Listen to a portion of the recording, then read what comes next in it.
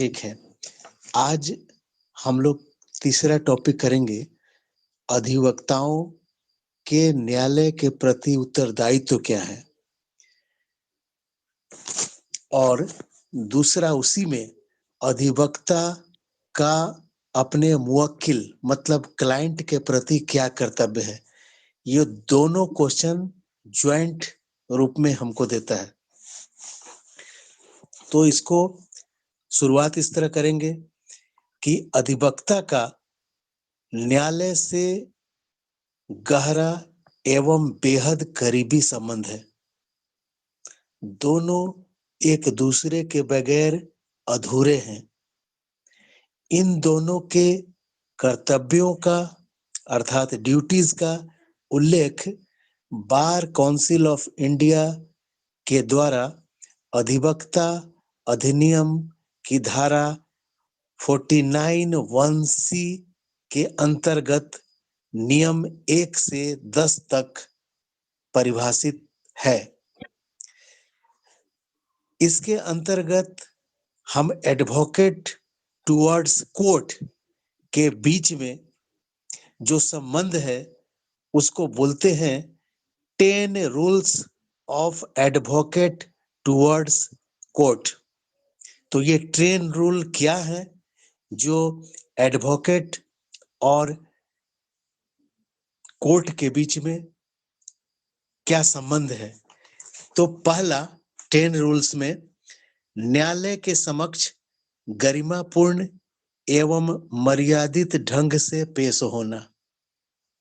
दूसरा, किसी न्यायिक अधिकारी जैसे एडवोकेट का शिकायत, नोटरी का शिकायत या जज का शिकायत बार काउंसिल में किया जाएगा। ये दूसरा है। तीसरा पॉइंट, न्यायालय के समक्ष सभ्य बोली का प्रयोग करना चाहिए। चौथा, अधिवक्ता का यह कर्तव्य होगा कि वह न्यायालय को इस सही वस्तु स्थिति से अवगत कराए। पांचवा, न्यायालय में उचित और मानक ड्रेस कोड में उपस्थित होना। छठा, अधिवक्ता अगर न्यायमूर्ति या न्यायाधीश के पारिवारिक रिलेशन में है तो उन्हें जज के समीप नहीं जाना चाहिए। सातवां, किसी भी अवैध या अनुचित साधनों के से फैसले को प्रभावित करने की कोशिश नहीं करनी चाहिए। आठवां, न्यायालय के अलावा सार्वजनिक स्थानों पर गाउन या बैंड नहीं पहनना चाहिए। नाइन्थ, अधिवक्ता अपने क्लाइंट के लिए जमानत के रूप में खड़ा नहीं हो सकता। और 10वां, ऐसे मामले को नहीं लेना चाहिए जिसमें अधिवक्ता का कोई पर्सनल हित हो तथा विरोधी पक्ष के वकील से डायरेक्ट बात नहीं करनी चाहिए। ये अधिवक्ता और न्यायालय के बीच में क्या संबंध होता है उसके 10 थ्योरीज हैं, 10 रूल है जो अधिवक्ता को अच्छी तरह से इसका परिपालन करनी चाहिए। अब इसी में जो क्वेश्चन जोड़ के देता है कि relation between advocate and client, माने अधिवक्ता का अपने मुवक्किल से के प्रति क्या कर्तव्य होना चाहिए। तो इसमें होता है कि वकील और मुवक्किल के बीच जो सिद्धांत काम करते हैं वो 9 थ्योरी पर सिद्धांत काम करते हैं। याद रखिएगा, एडवोकेट टुवर्ड्स कोर्ट में 10 रूल्स हैं और एडवोकेट एंड मुवक्किल मतलब क्लाइंट के बीच में 9 थ्योरी कार्य करते हैं। तो इसमें पहला जो थ्योरी है, अधिवक्ता पूर्ण रूप से अपने पक्षकार के प्रति सहयोगात्मक रुख रखेगा। दूसरा, दोनों एक दूसरे के प्रति निष्ठावान रहेंगे। तीसरा, कोई भी अधिवक्ता विरोधी पक्षकार से गुप्त संधि नहीं करेगा। चौथा, अधिवक्ता पक्षकार और विपक्षकार से अच्छा सद्व्यवहार करेगा। पांचवा, वकील अपने पक्षकार की गोपनीय सूचनाएं दूसरे को नहीं देगा।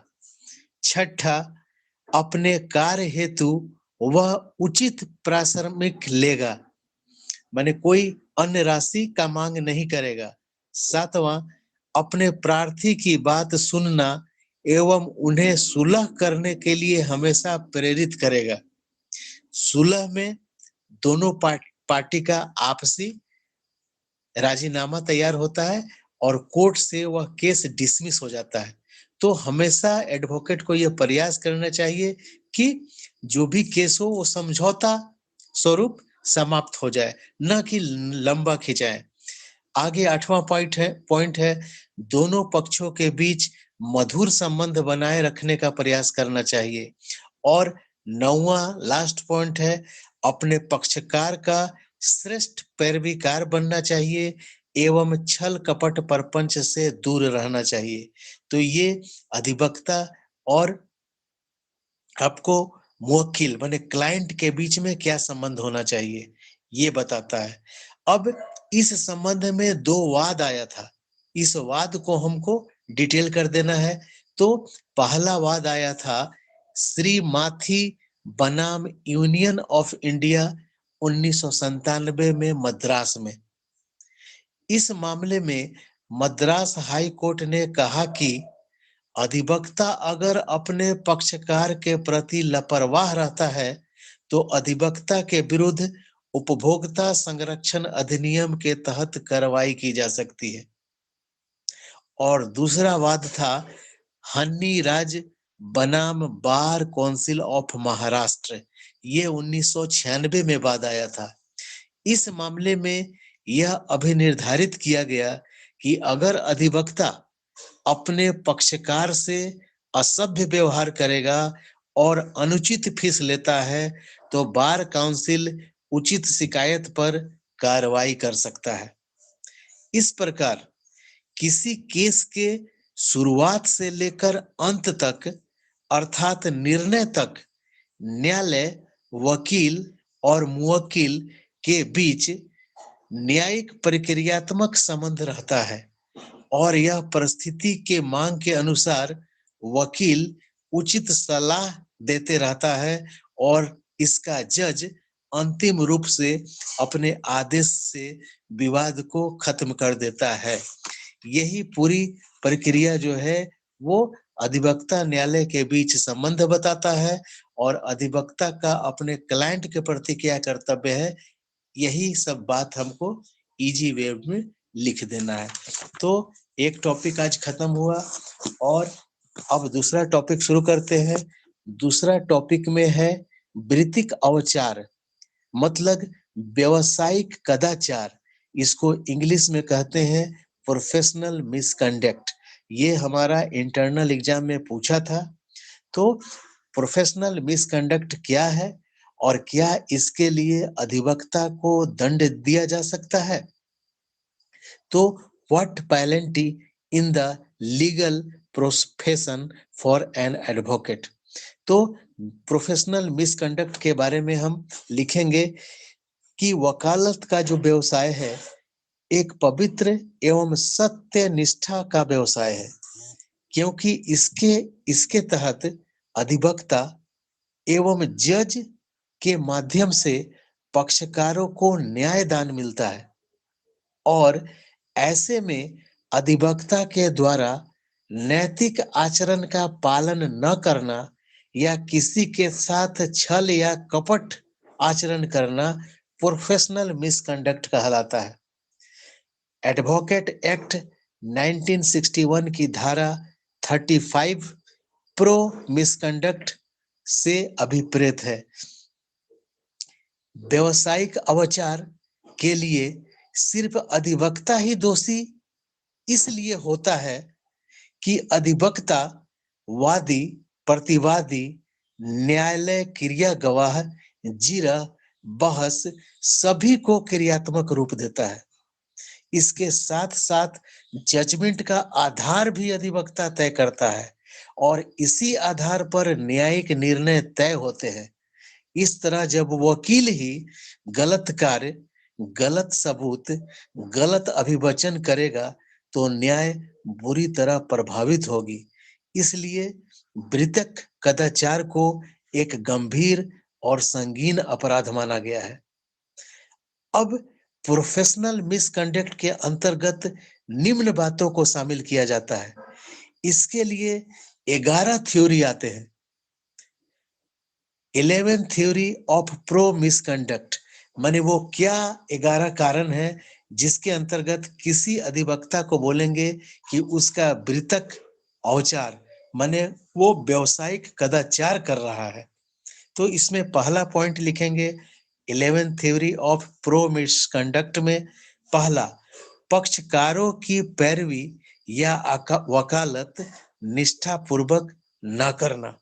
अगर कोई अधिवक्ता अपने पक्षकार का पैरवी सही ढंग से निष्ठापूर्वक नहीं करता है तो वह प्रोफेशनल मिसकंडक्ट होगा। दूसरा, वादी या प्रतिवादी से छल न करना। तीसरा, पक्षकारों की ओर से न्यायालय में उपस्थिति नहीं देना। तीसरा, किसी को गलत राय देकर केस में फंसाए रखना। पांचवा, निर्धारित शुल्क से अत्यधिक राशि वसूल करना। छठा, न्यायालय में आपत्तिजनक शब्द का प्रयोग करना एवं उत्तेजित होकर हॉट टॉक करना। सातवां, विपक्ष से कोई भी अवैध या गुप्त संधि करना या उससे कोई अवैध लाभ लेना। आठवां, किसी भी न्यायाधीश पर गलत लांछन लगाना। नौवां, न्यायालय के आदेश और उसके निर्णय की सही जानकारी न देना। 10वां, अदालत में मिथ्या दस्तावेज पेश करना। 11वां, अधिकारियों एवं कर्मचारियों को रिश्वत देना तथा प्रार्थी से कोरे कागज पर हस्ताक्षर करवा लेना। ये जितने 11 थ्योरीज हैं ये प्रोफेशनल मिसकंडक्ट को परिभाषित करते हैं और ये कार्य अधिवक्ता को नहीं करना चाहिए।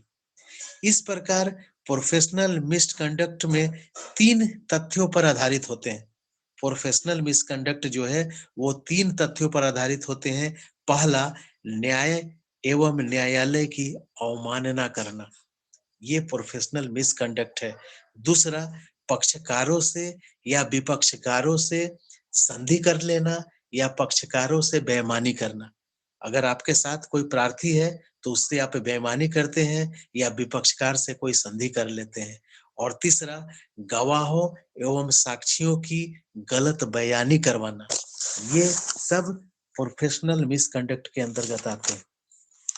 अब प्रोफेशनल मिसकंडक्ट के अंतर्गत 2 वाद आया था।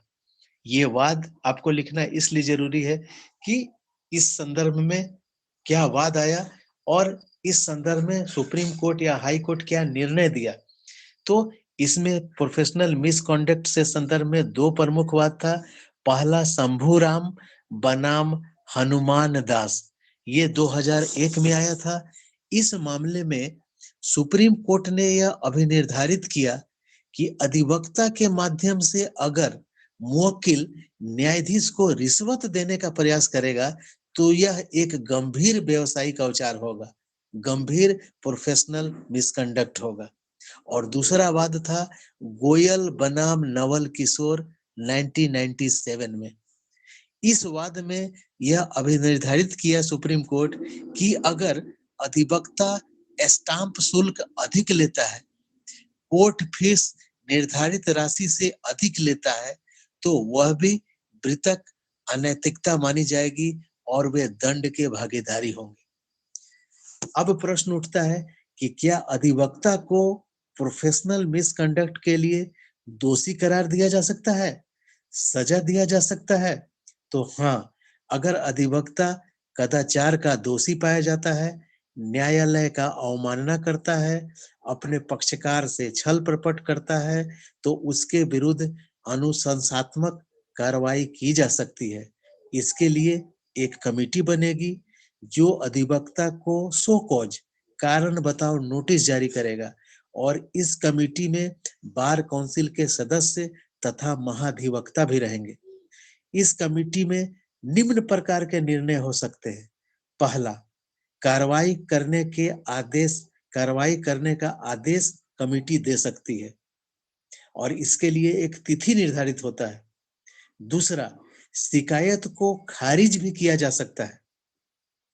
तीसरा, अधिवक्ता की निंदा किया जा सकता है।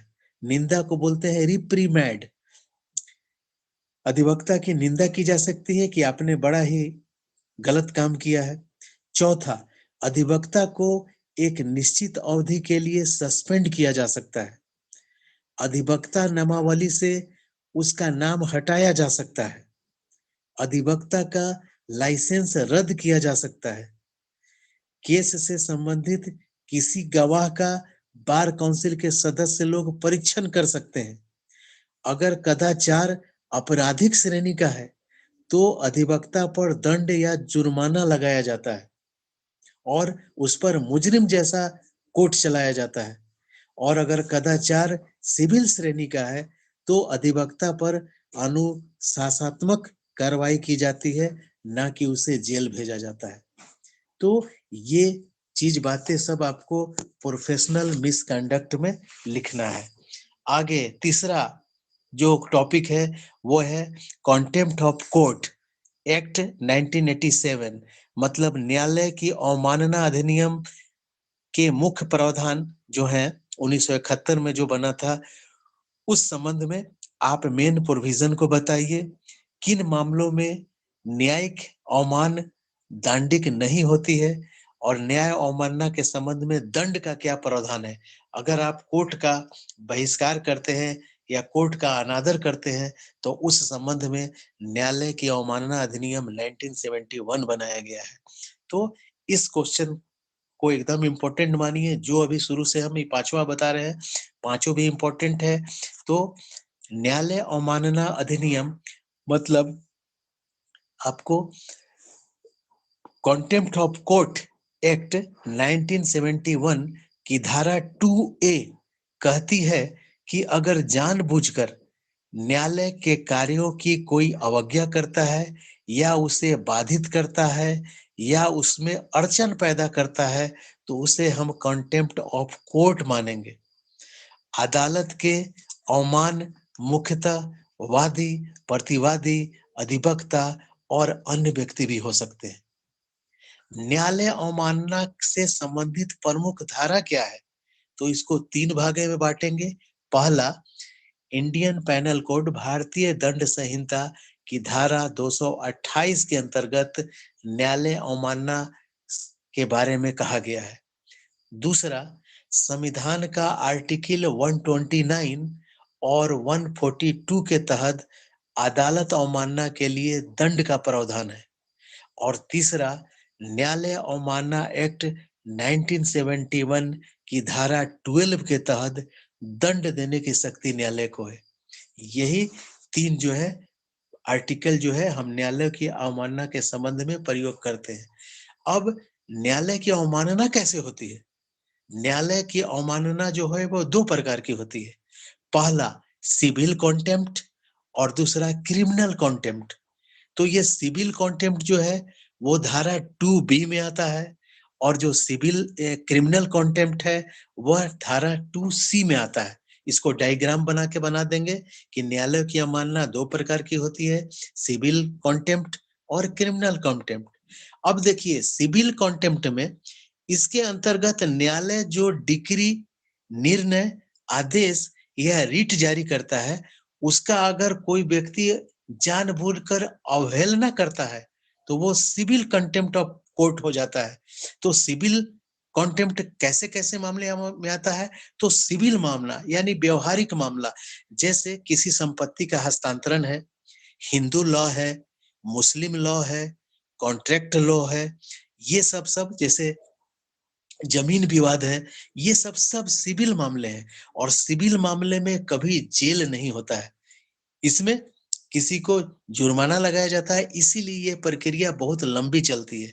तो सिविल कॉन्टेम्प्ट में क्या होता है कि जब हम किसी न्यायालय के आदेश, डिक्री, निर्णय या रीट का जानबूझकर अवहेलना करते हैं, तो वह सिविल कॉन्टेम्प्ट के अंतर्गत आता है। और क्रिमिनल क्रिमिनल कॉन्टेम्प्ट इसके अंतर्गत न्यायालय के विरुद्ध अगर हम कोई काम करते हैं या न्यायालय का प्रकाशन गलत प्रकाशन कर देते हैं, न्यायालय कुछ बात बोलता है और उसका प्रकाशित गलत रूप से में होता है, या न्यायालय के कार्य में हम बाधा डालते हैं, न्यायालय के कार्य में अड़चन पैदा करते हैं, तो क्रिमिनल वो कॉन्टेम्प्ट के अंतर्गत इसमें जेल और जुर्माना का दोनों का सजा हो जाएगा। तो इस तरह जो क्रिमिनल कॉन्टेम्प्ट है उसके अंतर्गत, क्रिमिनल के अंतर्गत चोरी, हत्या, लूट, बलात्कार जैसे संगीन मामले आते हैं। और इस संबंध में जो ना गवाह होते हैं, जो व्यक्ति होते हैं, जो जिससे बहस-वहस किया जाता है, तो इस संबंध में अगर कोई क्रिमिनल केस चल रहा है और कोई गवाह असभ्य बात का प्रयोग करता है, तो उस पर क्रिमिनल कॉन्टेम्प्ट लगेगा और उसको जज न्यायालय की अवमानना के उपलक्ष्य में उसको सजा भी दे सकता है। अब है कि न्यायालय अवमानना के क्या आवश्यक तत्व हैं? हम कैसे जानेंगे कि न्यायालय का अवमानना हो रहा है? तो इसके लिए जैसे पहला, न्यायालय अथॉरिटी पर लांछन लगाना। अगर आप कृषि न्यायालय के प्राधिकारी, कर्मचारी पर कोई लांछन लगाते हैं, तो ये कोर्ट ऑफ कॉन्टेम्प्ट होगा। न्यायिक कार्यों के पर प्रतिकूल प्रभाव डालना, माने न्यायिक कार्य कुछ हो रहा है, उसके विरोध में कोई काम करना, वो भी आपको कोर्ट ऑफ कॉन्टेम्प्ट होगा।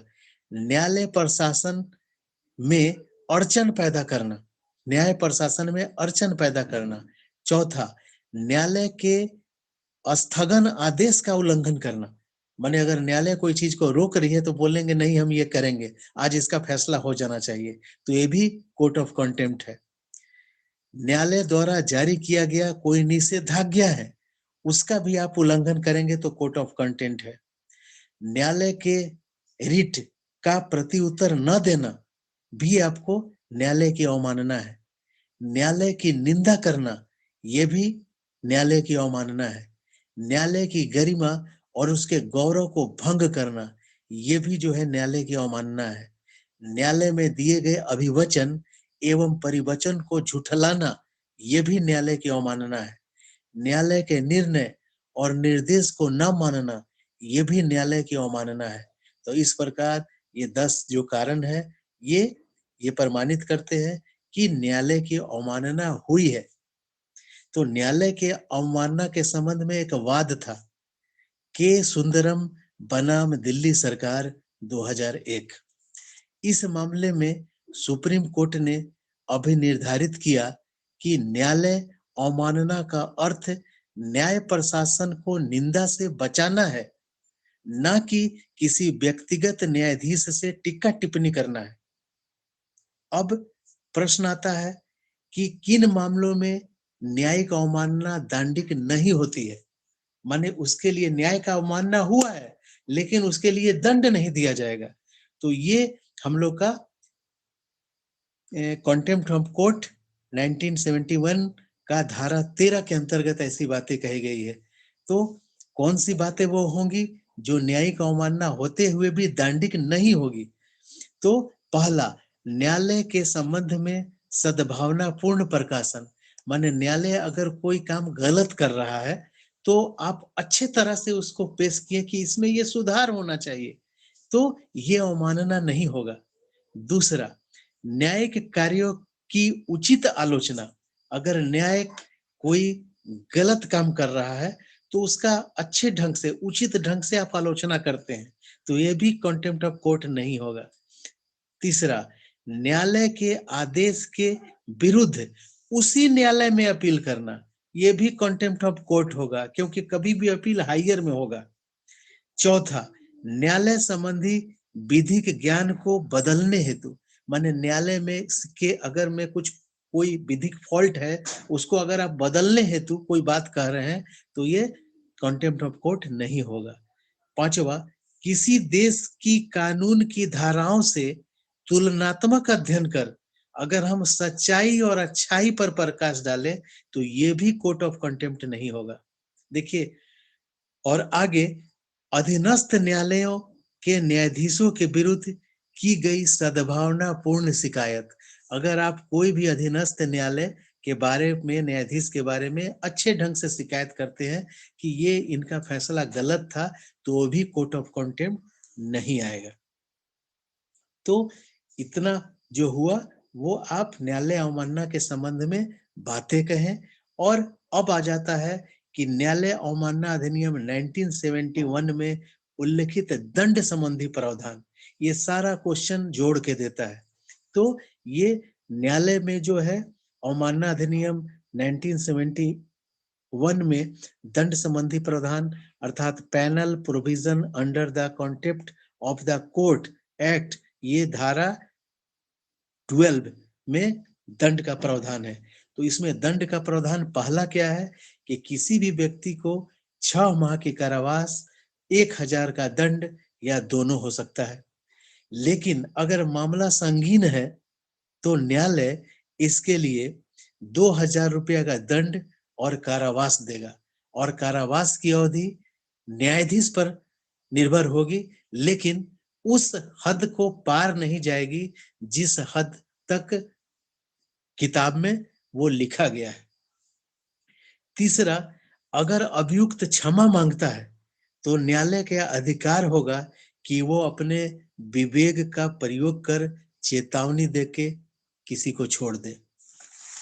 चौथा, अगर अवमानना सिविल प्रकृति का है तो कोर्ट उसे एक समान अवधि के लिए सिविल मामलों से हटा सकती है, सिविल मामलों को केस से निरुद्ध कर सकती है। उसके बार काउंसिल की सदस्यता को रद्द किया जा सकता है। अगर न्यायिक अवमानना आपराधिक श्रेणी का है तो अभियुक्त पर या अधिवक्ता पर मुजरिम जैसा कार्रवाई होगी। इस संबंध में एक वाद आया था मोहम्मद अफजल बनाम हरियाणा राज्य 1997। इस वाद में एक आईपीएस अफसर को न्यायालय अवमानना के लिए 6 माह की कठोर कारावास सुनाई गई क्योंकि उसके द्वारा शपथ पत्र पर फर्जी हस्ताक्षर किया गया था। इसको कोर्ट ऑफ कंटेम्प्ट माना गया। एक दूसरा वाद था, बहुत इंपॉर्टेंट है, जो आप यूज कर सकते हैं कोर्ट ऑफ कंटेम्प्ट में, वो था विनय चंद्र मिश्रा बनाम इलाहाबाद हाई कोर्ट। इसमें क्या हुआ था कि इस मामले में बार काउंसिल के एक अध्यक्ष थे जिनका नाम था विनय चंद्र मिश्रा। इस मामले में बार काउंसिल ऑफ इंडिया के अध्यक्ष से अदालत में न्यायाधीश एसके कसोटे ने केस संबंधी चार्ज और प्रश्न पूछे तो विनय चंद्र, जो बार काउंसिल ऑफ इंडिया के अध्यक्ष थे, वो भड़क गए और जज से अभद्र व्यवहार करने लगे। लेकिन कसोटे अपनी गरिमा बनाए रखी और अपनी मर्यादा का परिचय देते हुए उस पर कोई टिप्पा टिप्पणी नहीं की। लेकिन इसकी शिकायत सुप्रीम कोर्ट के मुख्य न्यायाधीश से कर दी। तब सुप्रीम कोर्ट इस पर त्वरित कार्रवाई करते हुए विनय चंद्र जी को कोर्ट ऑफ कंटेम्प्ट के एवज में 3 वर्ष के लिए विधिक व्यवसाय से निष्कासित कर दिया। यही है आपको कोर्ट ऑफ कंटेम्प्ट। तो आज हम लोग ये 3 महत्वपूर्ण क्वेश्चन पर चर्चा किए जो एकदम परीक्षा में आने के लिए एकदम तत्पर है, एकदम जरूर आएगा। और आप लोग इसको जो है बहुत अच्छा तरीके